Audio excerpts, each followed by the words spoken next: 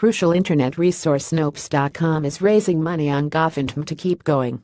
Lots of you already know that we started taking reader contributions last month, and probably half of your favorite YouTubers, podcasters, and Twitch streamers do the same.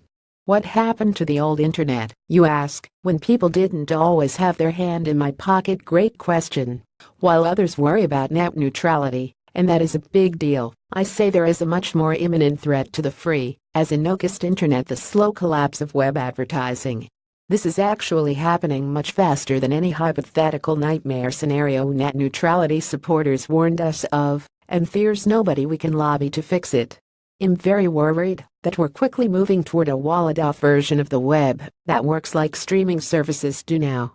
To see all of the shows, you have to get Netflix, Amazon Prime, Hulu, YouTube Red, HBO Go, Vudu, iTunes, and a dozen other services which combined cost more than your rent. Is that the future? All of the best sites bundled into paid subscriptions and audiences locked into ever more tightly sealed bubbles, since no one person can afford all of the services. How did we get here? I'll try to answer your questions without whipping out a bunch of pie charts, as the reasons are complex, and in many cases as boring as watching mushrooms fuck. But trust me, if you are reading these words, this affects you. Let me start from the beginning. Thousands of years ago, a goat herder approached a villager and said, "I will give you one of my goats if you will touch my penis." This was the invention of trading goods for services.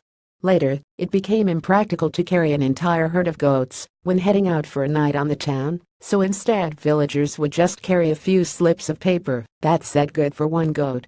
Thus, currency was born. Not long after, that same man announced to the village that he had written a poem about the time a stranger touched his penis and would read it aloud for 100 goat dollars. The man was immediately arrested and burned at the stake.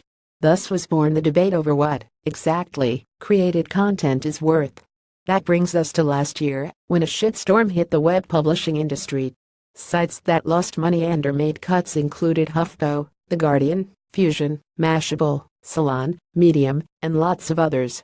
Just this summer, we saw the same happen at the New York Times, MTV News, and Fox Sports. Then Vice Sports shut down completely. What's the deal? First, there's always been a problem with trying to make money by giving away internet content for free. When the dot-com bubble popped in the early 2000s, I watched ad rates on my old site drop 97% over the course of just a couple of years. But those are old complaints. What is new is that most of you are reading this on a phone, less screen space for ads, so publishers get paid less, and ad blocking has hit a tipping point. More than half of users now do it